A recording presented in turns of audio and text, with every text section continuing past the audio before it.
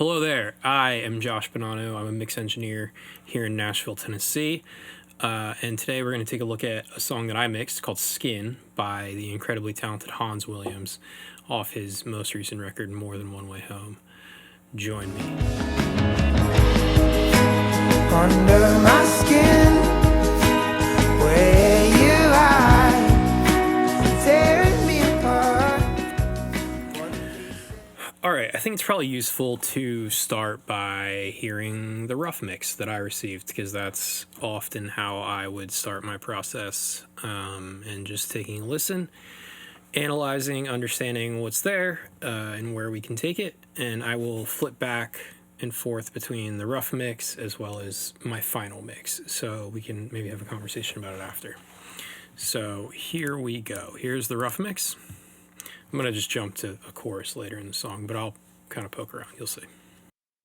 Love, you've got it tangled up, poison in aching blood. When I feel you creeping in, that's when I give it all away.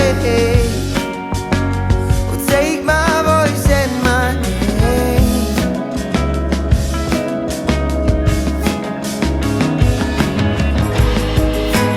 Under my skin, where you hide, tearing me apart, one piece at a time, walk in the shadow of my own pride. Okay, so that's the bigger section. Let's take a listen to the verse quick, and then we'll talk about it. Here's the rough. Walk with no insight, walk with no chance of knowing where you'll go. But I don't mind, 'cause that's why I'll take this road. And home chases my blood round the curls of my ear. Okay, so there you go. You have the rough mix versus the final product. This is obviously before it goes to master, so, some things are going to change a little bit from there. But I will let you make your own assumptions here and leave it in the comments. But my thoughts when listening to the rough is that it's maybe is imperfect, but it has a vibe. I love the word vibe. Joking. But it has a vibe and sort of mood and energy that is maybe imperfect, but adds to the song in a way that is important. It's also worth noting I do have a limiter on the rough mix just to bring it up to level a little bit. So 2 dB to kind of level matches here. With that said, it feels maybe a little claustrophobic to me, a little narrow. It's not maybe as tall and extended as I would really desire for a song to feel and sound. So those are the things that I was kind of on the hunt to, maybe fix upon first listen, and enhance in theory. So that's what we're gonna see here. Again, if you've watched any of these kind of breakdown videos before that I've done, there's not a lot going on. There's some things we're doing to enhance here and there, but it's just improving upon what's already there. We don't want to lose the great sort of mood and emotion that the rough has, that everybody's been living with, that they're happy with, more or less. So with that said, I guess we can start with the mix bus. I don't always mix through my mix bus. A lot of times it's a very finishing step for me to put things on, after the fact and kind of clean up little frequencies, as you'll see. But it feels like a good place to start. So let's just take a listen. I'm going to go back to, kind of a main chorus here. And let's just take off everything I have going. And I will leave my K clip and my Pro L2, which are just final sort of like volume things that I'm doing. And hear what those tonal shifts are doing. Here we go. Under my skin, where you hide, tearing me apart, one piece at a time, walk in the shadow of my own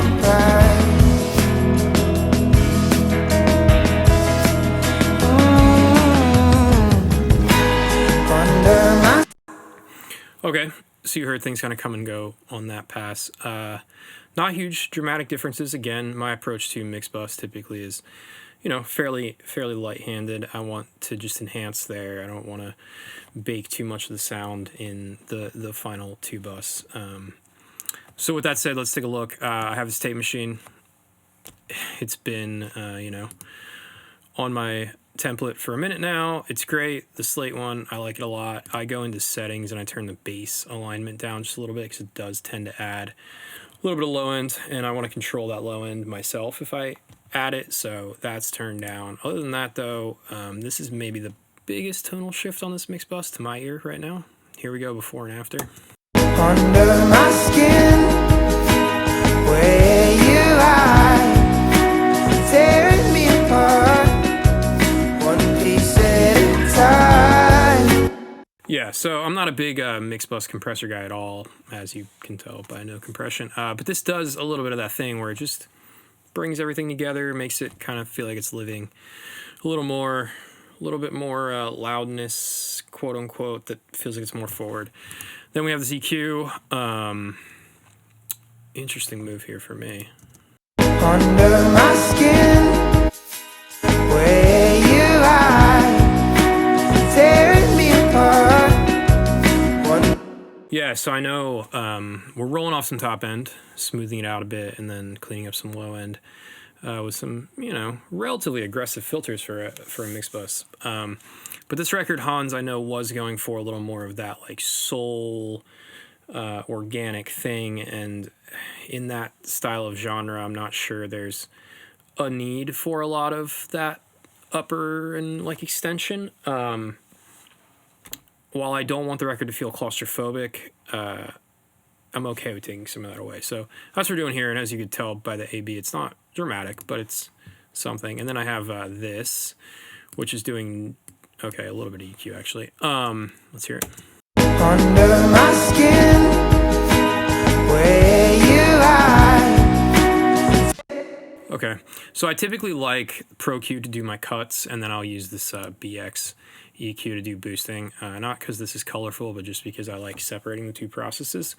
And the main thing that I like to do with this too is the stereo width knob. I think is really useful, and I'll automate that between verses and choruses just to give a little bump between things and separation. But yeah, I mean, we're doing small moves here. I mean, it's 0.8 dB at 8K, which is like right around that like filter of where I started rolling off. So it would almost look like something like that if it was all on one EQ, really, which is kind of like a resonant style thing. So I have it split across two, and then just a tiny little bump, 0.7 at like 60 hertz, which again, very similar to down here. We're rolling off at 30, so if I was to boost it, 60, again, resonant style thing. Very analog, esque that I'm emulating here. And then we have Saturn. Let's see what that's like. Under my skin, where you hide, tearing me apart, one piece at a time. Cool. So this is a trick that I stole from my friend Matt Huber, who is an incredible mix engineer, wildly knowledgeable.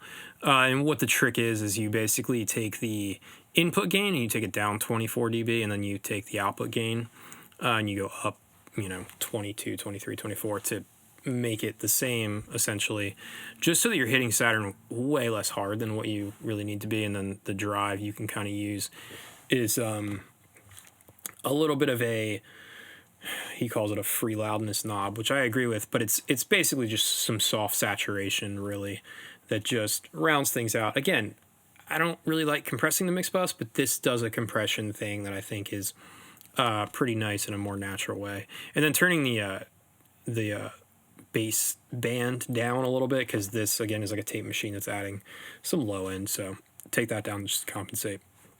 You have a really nice thing that does, just create some weight. Under my skin, where you hide, tearing me apart. Cool. And then again, K-clip is here, doing a little more soft saturation, like hard clipping, and then Pro L2, which these come off when it goes to the mastering engineer. they're just there to get it up to level so that, when playback happens for the artist, it feels like a final record. And those are just taking like some transient hits off that I will let the mastering engineer do a better job at. So with that said, I think it might be fun to start with the vocals on this one, because Hans is an incredible vocalist, and so much of what these songs are is Hans. There's a power to his vocal that is just really the magic of this music. And what you'll see too, if you look, I mean, there's so many layers of vocals. All the yellow shades are vocals. And listening to a song like this, you might not always realize that there's that many vocals, but that's a little bit of the magic of what Hans is doing, is he's layering so many things that it feels pretty large. So I'm going to mute just my effects really quick so that we can hear just the vocal. And we will start with just the lead. We'll go to the chorus again and hear what that sounds like. Let's just take all the processing off actually first. Here we go. Here we go. Under my skin, where you hide, tearing me apart, one piece at a time, walk in the shadow. Okay, so it's a vocal. It's pretty raw. I used the vanilla version from the producer, Finn, who likes to deliver just options for me. He likes to put a lot of reverb on the tracks themselves, and I like to control that myself. So the vanilla version, I think, has some processing on it, but not all of it, so I can control it a little bit. So let's take a look at what I'm doing. I like Soothe, number one. A little aggressive here. Under my skin, where you hide, tearing me apart, one piece at a time.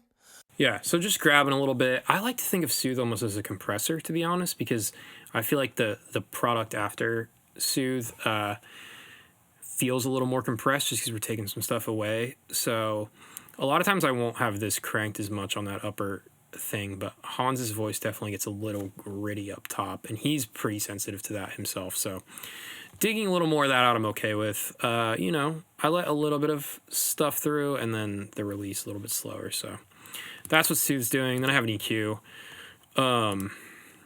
which is under my skin, where you hide, tearing me apart.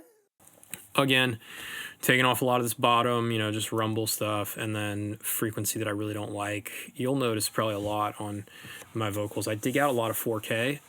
Something about 4K on vocals, I don't like it, and I like to boost elsewhere to make up for the brightness forwardness thing. And then I'm rolling off 14K. I mean, that's, pretty dramatic. I'd imagine we're probably doing some like other stuff later down the road to make it brighter, but again, we were going for maybe a little bit more of a vintage style thing here, so we're okay with that. And then we got our compression, so I like the CLA2A. Under my skin, where you hide, tearing me apart, one piece at a time. So we're making up some volume there. We're skewing it a little bit, but yeah, you could hear it just controls it, because I mean the vocal is very dynamic still, so that's okay. And I just love the tone of an 1176. And then our compressor. Under my skin, where you hide, tearing me apart, one piece at a time. So it's not destroying it, but this is my like LA2A style. Very slow. Just rounding everything out, controlling it in an honest way. I like that a lot. Then I like to EQ after. So yeah, here's where we're making up some top end. Under my skin, where you hide, tearing me apart. Cool. So it just brings it forward a little bit more. Again, dipping out some of this 4K. I'm boosting. It's bringing some up. It's fine. But we're still rounding out a lot of that top end. I don't want the airy artificial thing in this. I want it to feel like it went to tape or something, Then we have PsyQ. This is my kind of colorful EQ. Under my skin, where you hide, tearing me apart, one piece at a time. Yeah, something about that just feels expensive to me. I don't know why, but I like picking whatever frequency I want to, kind of exist in front of the music, and then a little bit of this top end, dB and a half of like 16 of it. Something about this EQ just always feels really nice to me. And then we're de-essing after. Under my skin, where you hide, tearing me apart. So that's a pretty heavy-handed de-esser, actually. Now I look at it. And then parallel. So 1176. Under my skin, where you hide. Under my skin, where you hide, tearing me apart. Yeah, so that's a pretty obvious parallel compression. There's a good amount of distortion that's really adding some attitude and some interest there. You'll notice I'm compressing heavily. I like to play with the attack sometimes. If I feel like the vocal's a little too pushed back, I will slow the attack, and that allows the parallel to help it breathe forward, which is what you can see I did there. And then Decapitator is adding that, grit, obviously. And then I always put an EQ after. I use linear phase because I'm doing parallel. And then that's to kind of control stuff that maybe gets out of line a little bit. So that's there. And then trim is probably just, helping me in spots maybe. And then we have like the lead bus, which is those two feed this. Little extra EQ. This is, maybe pushing a little more body on the vocal. This is kind of moves I would make after like the artist, Hans, or, producer would give me notes. They feel like maybe it needs a little more body or something.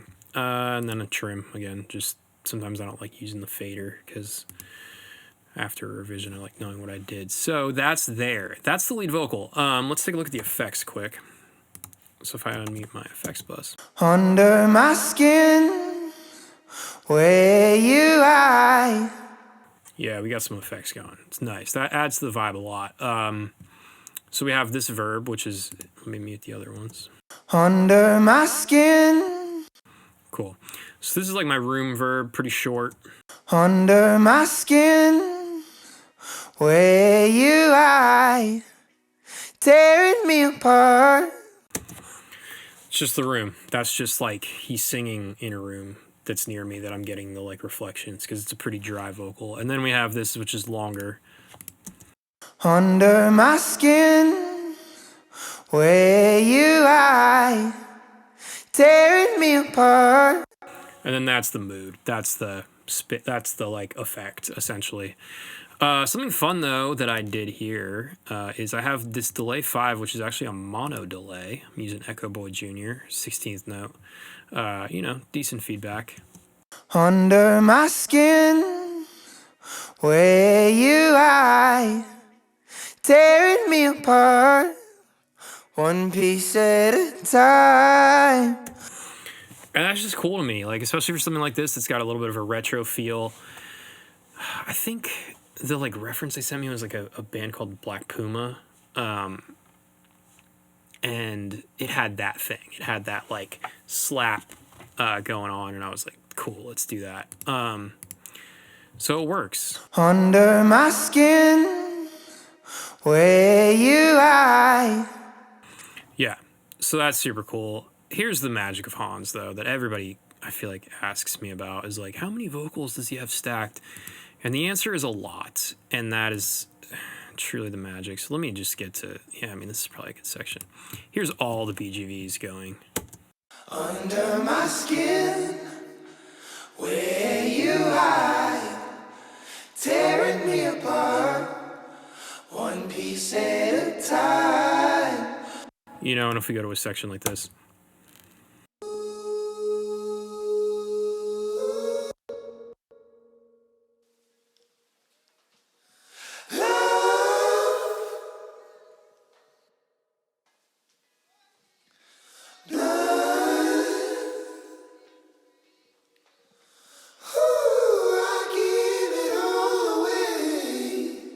Yeah, so there's layers, there's harmonies, there's gangs, there's just there's a lot of texture that goes into these things. And it's interesting to jump back into these sessions because it's been a few years at this point, and I would do things differently now, obviously, which is not bad by any means. It's just time. But there's so much bleed and noise in these that, like, my gut now would have been to probably clean a lot of this stuff up, just because it's noise. Look at this. Yeah, tons of noise and click and just people moving around between takes. And it might have been a conscious decision to leave it in this pass, just because it does add to the humanness of this. And this was a live band tracked in a room and some overdubs after. But yeah, it's there and it's eating up headroom, and listening back when soloed, it bothers me now. But obviously everybody loves the record, and you can't complain.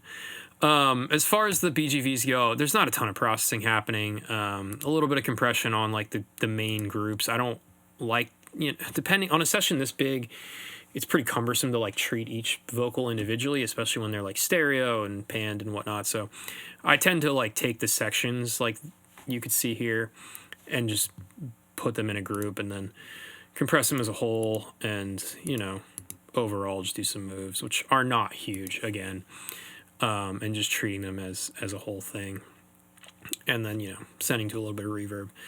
But again, a lot of that is kind of built into the song and the production, and like it's already blended in there, and it's just my job to clean up what needs to be cleaned up, which again, if we were really to be picky, I didn't really clean up here. I could have easily just done that, and it might have given me a little more clarity overall, but it's not always the hunt you're on. So anyway, moving on from that, I mean, that's just the magic of the vocals, which I guess I can't stress enough is so much of what makes Hans great. Moving on, let's go to the drums. The drums were another thing on this record that, like the vocals, were maybe a little bit of a challenge, because they, they're recorded live and they're pretty raw, and they have a definitive energy to them that if you clean up too much, you lose a lot. So it's a give and take. So let's solo the drums quick. Here we go.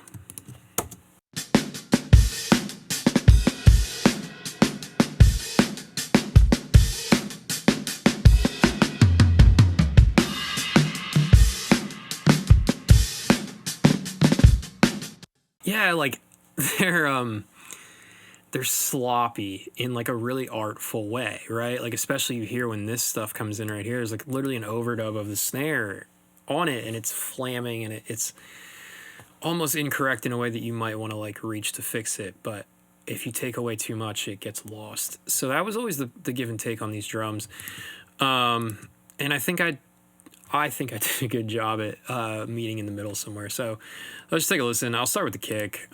Here's kick in, kick out, kick sub, pretty standard for like what you'd get from a live kit.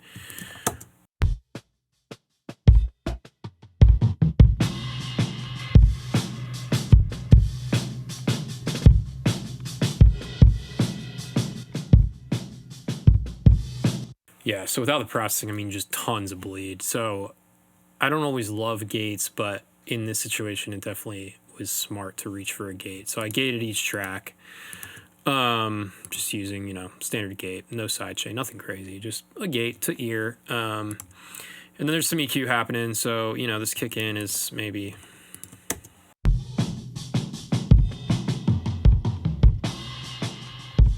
boomy, getting rid of some stuff. That's cool. Kick out. Nothing actually happening there. And then kick sub, no EQ. So then we come to a kick bus, which has, my compressor.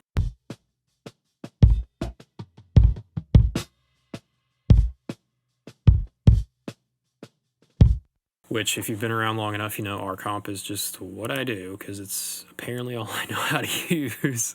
But I love it. And yeah, that's,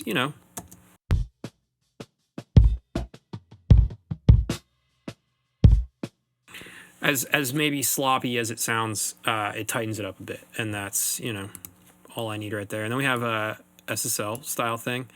We are boosting some like 1.5, which is kind of that like throaty thing on the kick, which I love for this style of thing. And then cutting some honkiness, and then boosting a little bit of the like lower fundamental thing.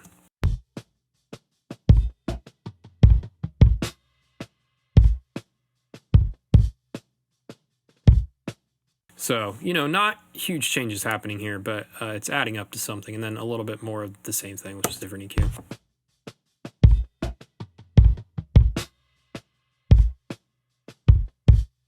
Cool. Then I have a parallel, just, the standard crunching it and crunching it type thing.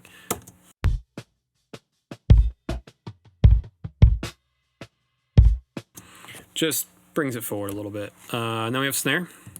And if the kick sounded the way the kick sounded, I can only imagine the snares.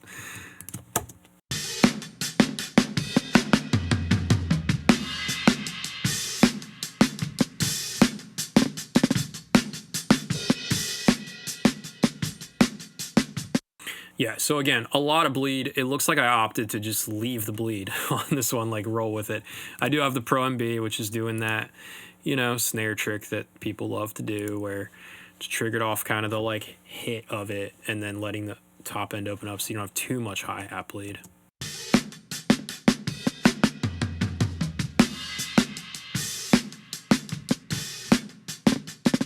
But again, I didn't go super hard with it. Normally I could take this way harder. Really leaning into, again, just the organic, natural feel of a song like this is really important, because you could make it pretty robotic pretty quickly. Compression, and then EQ.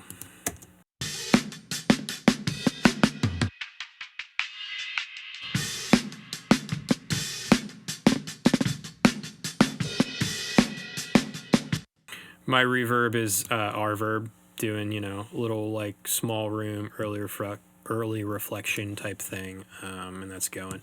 Then I have snare parallel, same thing as the kick parallel, just, some added weight. Toms, they look like there's nothing there, but there is toms there. I cut them manually because, again, I hate gates, so as much as I can kind of control things, standard EQ for a tom. I don't know. We don't have to listen to those. Hi-hat does exist.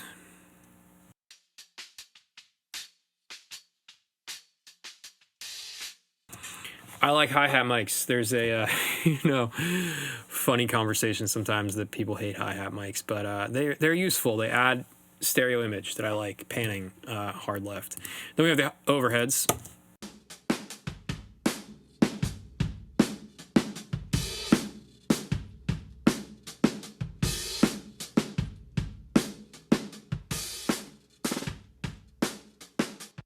Kick, for some weird reason, overheads can be wacky sometimes, but kick is way over here on the right for who knows what reason. But yeah, doing a standard kind of, overhead EQ thing, just pulling out the bottom end, let the close mics handle that, a little bit of top end, whatever.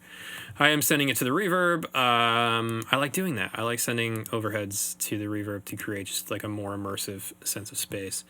And that's it for the overheads. Then I have my room mics.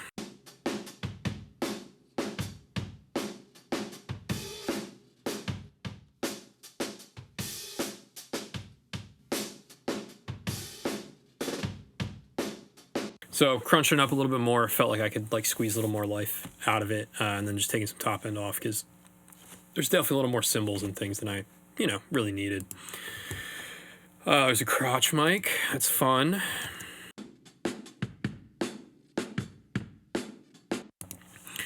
Same thing as the, room, just squeezing a little more.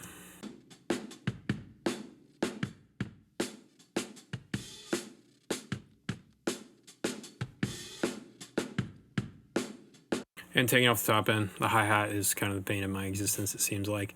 And yeah, you'll notice I'm sending both those to the room as well, just because I like kind of creating a realistic sense of space on the whole drum kit. And I feel like sometimes when you send just the snare, just the close mics, it feels detached, especially when you don't have like the best room sound going on. So that's that. And then I have my drum bus, so everything's hitting this drum bus. So let's solo this.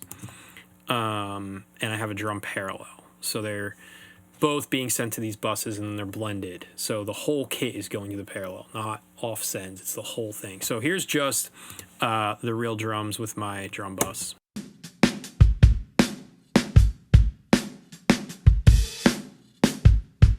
So that's the parallel muted, and here's no processing on it.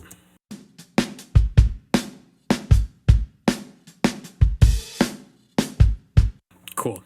So I have the Shadow Hills, which I really like using the Shadow Hills on songs like this, where I don't need punchy, like destroy your face type of like drums, kick you in the chest, as much as I just want to really get a gooey drum in the room mood, emotional drum sound. And this thing is a monster. I'm not even going to try and explain how I use this or why I use this, but it's basically 2 compressors in one that also has like a transformer. Like, it's a monster. And it took me like years to even be okay using this.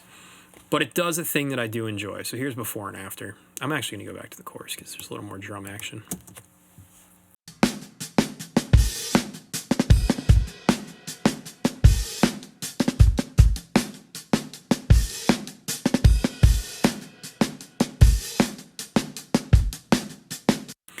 So what I like about it is that it's weightier in a like overall sense of density, but it doesn't sound compressed. Like, it doesn't sound like compression. Sometimes you want to hear compression, you want to hear the like pushing and pulling and like really grabbiness of it. And on songs like this, I don't want to hear that because that's distracting. I just want more weight, and this does a pretty nice job at that. And you could play with the colors, whatever. I'm not even going to get into it because this thing is annoying.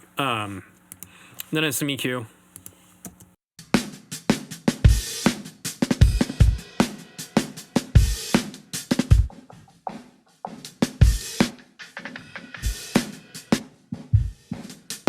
Just highlighting what I like, taking away what I don't, and then standard clip to tame the transients.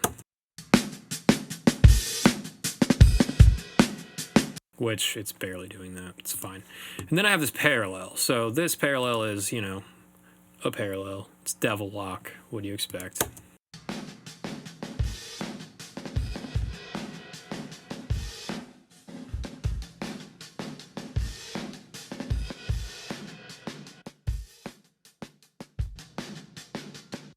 So that's making up for the fact that I don't have maybe the best room mic captures, and it's just destroying stuff, and I can just bring it up to create a little more sense of depth and space. So let's hear the drums without that, and then I'll put it in. You'll hear it.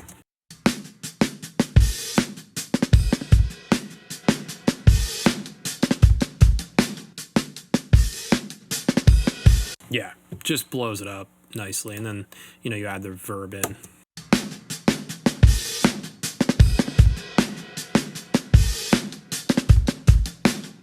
A little more sense of depth. And then we have an all drum bus, so all that feeds a final like drum thing, to which I have virtual mix rack. This is just it exists on all my orange buses that you'll see in the session. It is just me trying to create a console without a console. It's basically summing color in the box. 2500.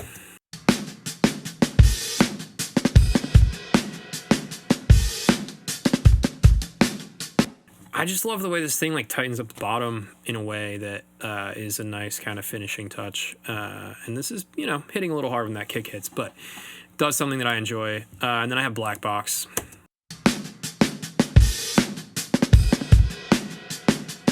Which I'm realizing is not even in, so.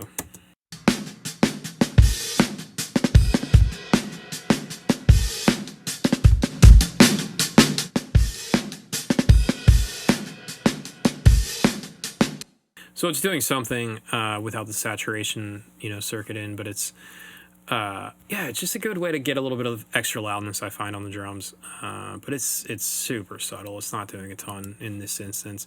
Then L2.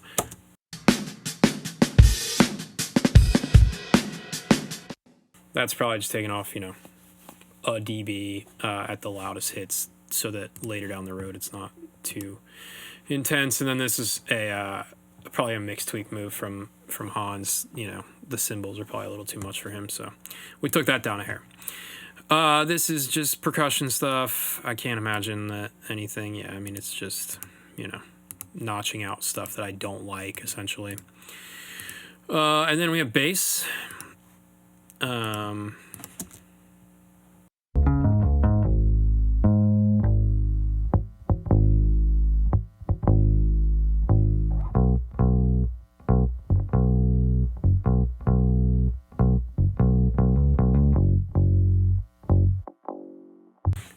Cool sounding bass, pretty busy bass line. I'm boosting, a good amount of this 1K like herd frequency just to get it, into the mix. CLA 76, kind of just, holding it a little bit, containing it.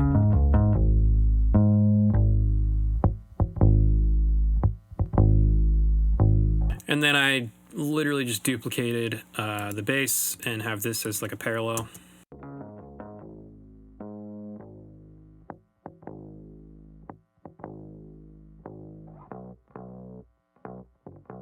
So, as any parallel is, I am just destroying it and then filtering out what I want using linear phase and doing bells and shelves instead of filters to, minimize some phase issues. And that's doing that, and together.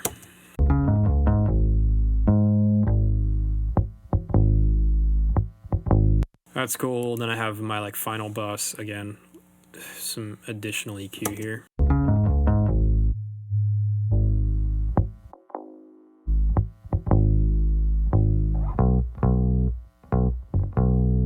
So, an EQ taking out a little bit of the honky thing and then boosting pretty much everything that I like. I probably could have just turned it up, but, And then compressor, this is again LA2A vibe, slow, just smoothing the whole thing out because it's a pretty, dynamic performance that you want to keep some of that push and pull of. So you don't want to destroy it. That's that. Then we have the main acoustics, which is, where the song starts with.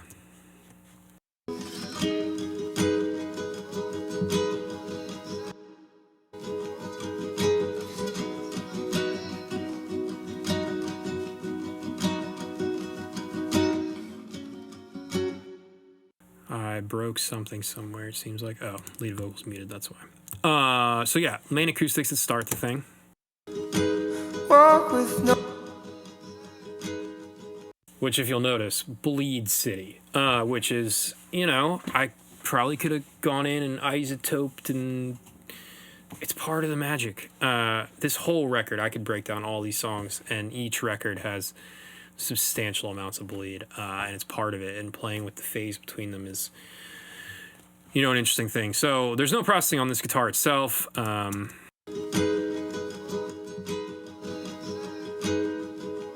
There's like a double thing. Finn, the producer, might have literally just duplicated that and put it to have like a wider thing. I'm not sure. They sound fairly similar, but what I'm doing is a little bit of reverb directly on the track. And that to me just takes it from feeling like there's a guitar like on your ear to like, oh, it's in the room. And sometimes you need that, and that's, pretty heavy handed, but it works. And then some,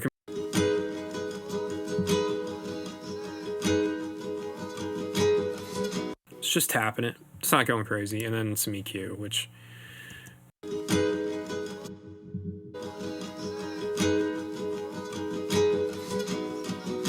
again, not a ton, just grabbing some stuff. And then I do have this going to the same verb that is the like vibe verb that the vocal's going to, just to put them both in the same space and energy. Again, this is a thing that I could have like really manipulated those guitars to make them sound better or, cleaner, but you take away too much. And on stuff like this, you can't do that. So left them pretty organic feeling. And then we have these other guitars that come in that are, pretty integral to the song.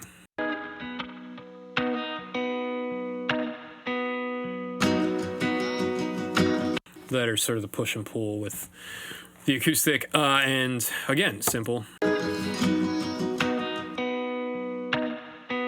little bit of R-comp. It's the only compressor I know how to use. That's not true. I know how to use other compressors. I just like this one because I have the attack and release in numerical values in front of me. Makeup, everything's right there. It's super easy. It's just, it's fine. And then I can add tone later if I need or whatever. So yeah, it's just grabbing it and holding it a little bit. And then we have an EQ again.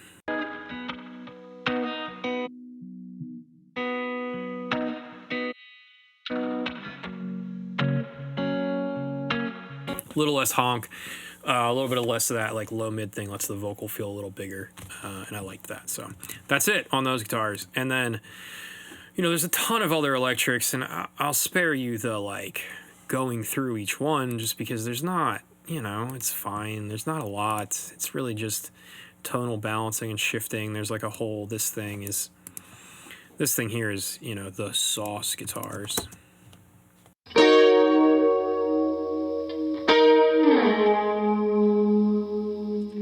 Which again, you hear all that noise. There's so much noise. But I kind of love it. You know, there's probably a world where I might have explored getting rid of all that and it just fell apart. But all those have nothing, but they're going to this bus, which, you know, again, everything in this mix you could probably boil down to like a little bit of compression that controls it.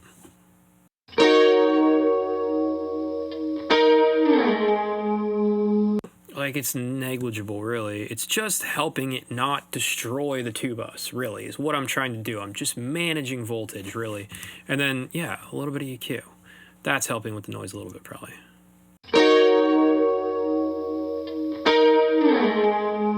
Yeah, so I'm rolling off a little bit, but I'm not destroying the noise. So that's the electric guitars. Yeah, nothing happened on the bus. There's an organ that happens in here, which is very cool.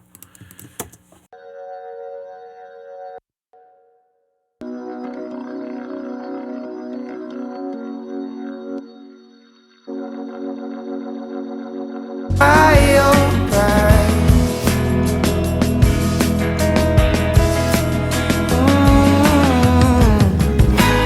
Under my skin, where you hide, tearing me apart, one piece at a time, walk in the shadow. So again, that's the whole song. Like, that's everything. And it doesn't seem like, you know, the moves we made were dramatic or huge, but when you A/B the rough to where we were to where we are now, it matters, and it does something. And I think it's a beautiful, beautiful song. And being a part of this one was really an honor. This record changed my life in, you know, a professional sense of the word, career-wise, but also just personal sense. Hans is just such an incredible songwriter, and I mean, I still, to this day, right now, I'm getting chills just thinking about this record and being a part of it. So I thank you guys for watching this video. If you made it this far, I appreciate you. And yeah, if you enjoyed it, let me know. Comments are fun, likes are great, shares are ridiculous if you were to share this video. Appreciate you, love you. If you enjoy this, let me know and I'll do more of them. Till next time, friends. Peace.